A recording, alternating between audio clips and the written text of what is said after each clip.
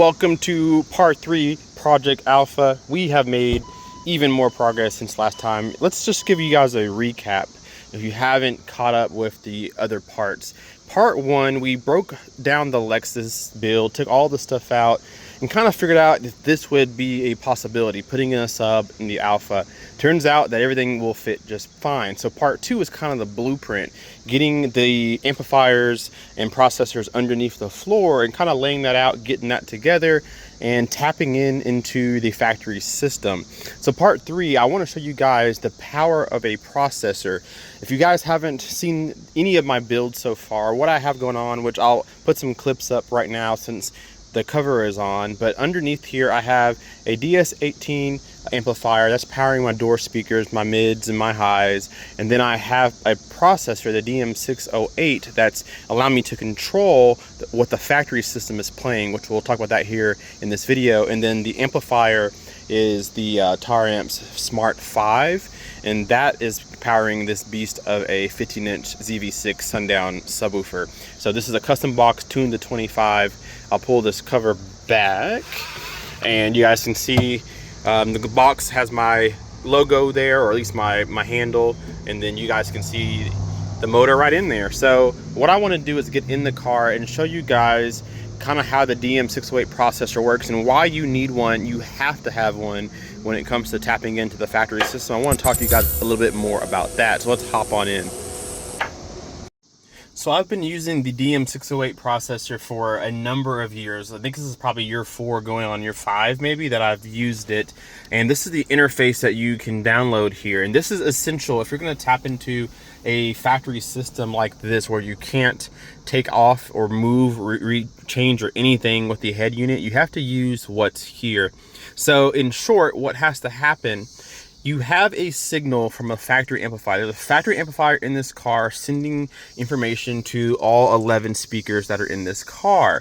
And of course, all you have on the head unit is bass and treble controls. So we need to tap into that, and you can do it in one of two ways. You can either find the factory amplifier and tap into the wires directly, which is always recommended.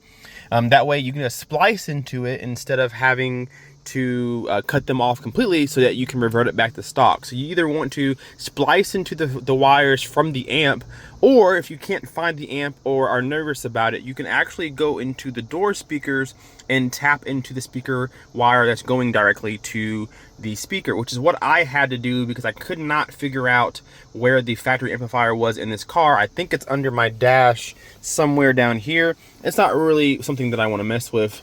If it was in the back, I would. So I decided to tap into the factory system with the rear doors. The rear doors gave me a full range signal, and that's what you're looking for. You need 20 hertz up to 20 kilohertz. That's a full range signal there. So that means you have to tap into your mids and your highs, which is the tweeter. Luckily, my mids and highs are all in the same door panel. So you want to tap into there, and that allows you to take that signal and send it to the DM608. Once you've done that here, now you have control over that signal. The problem with most factory systems, which actually this one doesn't have, is two things. One, as you turn the volume up, as you get higher in volume, usually the bass stops rising to protect the door speakers that you have, because usually they're cheap speakers unless you have maybe a upgraded premium audio system. That's one big problem. The second problem is the higher you turn up the head unit, the more distortion that you're going to get out of it. So usually you can reach about 75-80% volume, and beyond that it becomes just distortion, a clipping signal at that point. So you want to get rid of those two issues. DM608 allows you to do that. So if I turn up the audio here, this is just regular radio, I can see that signal playing. Let me make this a little bit easier for you guys to see. Let me hit this button here, and you guys can see this is the signal that's coming through the factory amplifier right now. I have it labeled as rear, left, and right. This is the untapped signal coming from the factory amplifier. Of course, if I turn it down, then it goes away. I'll leave the volume up just a little bit so you guys can see some movement. So this is the factory amplifier and its range. What I can do with the DM608 is, after I've got all my input channels together, which right now is just the rear doors, I can now send that signal to the output channels. And these output channels are what goes to the amplifiers that I'm using. So for example, I have power going from an amplifier to my front speakers right now, not my rear. So these speakers are powered by the DS18 4-channel amp. So I have my DS18 set to channel 1 and 2, so left and right. And now I can control what the factory system is doing, which I haven't done yet. I can set an EQ. So right now everything's set to flat, so there's no changes in sound from the factory system. But I have the ability to change whatever I want to change. I can also set a crossover. So in this car, all speakers play down to 20 hertz, which is fine, but when you turn it loud, you start to get a lot of mechanical noise and distortion. So I can take that frequency and I can lower it, say to 50 hertz. I don't want my front speakers playing anything lower than 50 hertz, and I can add a crossover to it. I can even change phase or add a little time delay, which is excellent, and it's needed in any audio setup, home or in the car. And then like I said down here, I can change some of the sound parameters. I can control 25 hertz up to 20 kilohertz. I have a full range EQ right here that I can take away or add and make the sound a little bit better.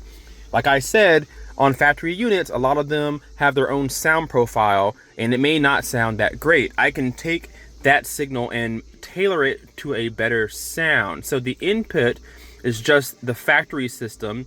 The output is what I'm sending to my amplifiers before they go to my speakers. And I can do that same thing for the subwoofer. So for my sub, I have it raised a little bit in the 25, 30 hertz range because naturally the head unit wants to kill that off because these are cheap little door speakers. But I can bring a little bit of that bass back. I can take away anything I want to, and I can also set a crossover to my subs, which right now I have it playing as low as possible and cutting off at 80 hertz. So it doesn't play much over 80 hertz. Again, I can change phase and time delay, which you're going to want to do. So that's what I'm going to do in today's video, is play around with the signal and make it sound better. Now, what you want to do this is you want to play a pink noise. So you either want to plug your phone up through Bluetooth or use Apple CarPlay, Android Auto, and you want to download an app called Pink Noise. And this will play a pink noise that plays from 20 hertz to 20 kilohertz. Once you do that, you will see the signal go crazy on here, which I'll show you again. You'll see all the frequencies moving on there, right? So if you want to, you can have an auto EQ and it'll flatten out the response to make the bass, the mids, and the highs play around the same frequencies. That way it's a clean signal going to your amplifier before it goes to your speaker. So that's what I'm gonna do, is I'm gonna get rid of the factory EQ and set my own, both for the front doors and the subs. And then in the future, I'll go back and do my rear speakers. So here's the result of auto EQ. So with this Alfa Romeo Stelvio, it's actually a pretty decently flat system. Like I said, this is actually pretty good compared to most all factory systems, non-premium, that I've heard. This is a lot better than the Lexus, but it did make some adjustments. Now you're not stuck with the auto EQ. You can kind of make this how you like to, but what I like to do is run auto EQ, and if you press this 3, 4, 5 times, it continues to refine its EQ. So I press this 5 times, see what I get, and then I make my changes after I've listened to them. So it had like 63 hertz boosted, 160 was way up there. So I leveled it out a little bit, but the goal now is to listen to it and see how it sounds. For me, I like the ability to crank my system. I don't listen to it loud often, but if I have the windows down, I need a little more volume. I need my door speakers to be able to handle that. So what I like to do is listen to different genres of music, and I like to crank it pretty loud, just the door speakers, to hear at what volume level do I start to get distortion. Does it sound bad? And if I need a little bit more headroom, then I'll lower some of these bass notes. Remember, we have a crossover set to, oh, I turn it off for video purposes, but let's say I set it to 50. Everything under 50 will start to die off relatively quickly, and I can choose how quickly with this slope here. But what I want to do first is make sure the signal is flat or pretty decently flat, then set a crossover, and then I can listen to it and see what I need to do to fine tune it to make sure that I can listen at a really clean volume level at all volume levels. So that's really as simple as that. And then you can press and hold over there where it says memory, press and hold it, and you can save that preset up to 4 different presets. So it's really easy to use after a little bit. I have a really deep dive video in this, so if you want to see how to use the DM608 or any audio control processor, I have a really good video that shows you the ins and outs of all of this and how to read this stuff, how to set it up, how to use it. So check that video out. I'll try to remember to link it down below or put a clip in the, or put a card above. But that's all for this video. I'm gonna sit down now and listen to some music and kind of fine tune what I hear, and then off camera I'm gonna tap into the rear speakers and put them on the amplifier so that I have full. Right now I don't have control over the rear speakers because I don't have them plugged up to my amp, only the fronts. So I need to get everything plugged up. So for right now I've only done the front side of the car. I need to do the rear side of the car, and then we'll have full control over everything. So I'm excited. Alpha is looking good. Part 4 is coming up soon. We're gonna get the bass knob set up. It's active as far as volume, but I need to plug it up to my voltmeter, so I'll do that. I got my clip meter up here. I need to get that getting some power, and then attach the door speakers to the amplifier, the tweeters to the amplifier, and we will be good. Probably gonna upgrade the speakers to something better as well. So part 4 coming up. You haven't seen the first 2 parts, go back and watch. I do have a playlist called Project Alfa. Thank you guys so much for watching. Hit the like button, subscribe if you're not already, and we will see you in the next video. Pt.3 out. Peace.